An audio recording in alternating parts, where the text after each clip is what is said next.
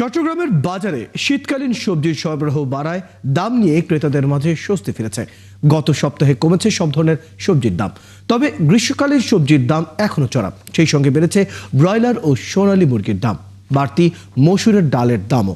তবে কমেছে ডিম, পেঁয়াজ, আদা ও রসুনের দাম। জহিরুল ইসলামের ক্যামেরায় আরও জানাচ্ছেন রাজীব বড়ুয়া। ফুলকপি, বাঁধাকপি, আলু, গাজর ও মূলা সহ সব ধরনের শীতকালীন সবজির সরবরাহ বেড়েছে চট্টগ্রামের বিভিন্ন কাঁচা বাজারে। আর এতে কেজি প্রতি দাম কমেছে 15 থেকে 20 টাকা। এতে স্বস্তিতে ক্রেতারা। তবে এরই মধ্যে গ্রীষ্মকালীন সবজির দাম বেড়ে গেছে। কেজি প্রতি 80 থেকে 120 টাকায় মিলছে এক একটি সবজি। গ্রীষ্মকালীন সবজি এগুলো আপনার এই টাইমের সিজন থাকে না, এগুলা সেই জন্য আপনার একটু দাম একটু বাড়তি থাকে। ফুলকপি 30 টাকা, আলু 30 টাকা, টমেটো 60-70 টাকা, বেগুন 40-50 টাকা, এইভাবে আছে সবজির দাম। আসলে যখন সামনে সব আরো সবজির দাম কমে যাবে। পরিস্থিতিতে সহনীয় অবস্থায় আছে সব সবজি। নতুন সবজি আসতেছে, শীতের সবজি মোটামুটি আমাদের ক্রয় ক্ষমতার মধ্যেই আছে।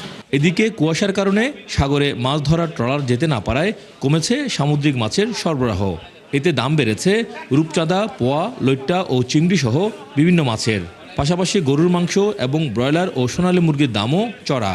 কুয়াশার জন্য মাছটা একটু কম পড়তেছে, তারপর আপনার ফায়ারিংয়ের জন্য বোট যেতে পারছে না, সেই জন্য একটু মাছ সংখ্যা কম।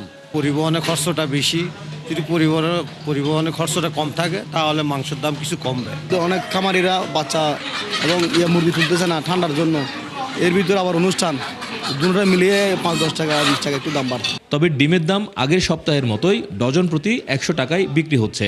এছাড়া আদা, রসুন ও পেঁয়াজের দামও কিছুটা কমেছে। স্থিতিশীল আছে চালের দামও।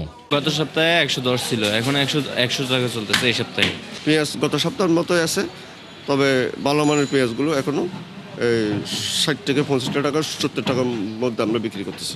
চাউলের দাম তো অপরিবর্তিত আছে, চালের দাম তো কোনো পরিবর্তন নেই। চাউল আগে যেরকম ছিল এখনো সেরকম আছে। ক্রেতারা বলছেন, বাজারে সঠিক মনিটরিং ব্যবস্থা না থাকায় পণ্যের দামে বারবার অস্থিরতা তৈরি হচ্ছে।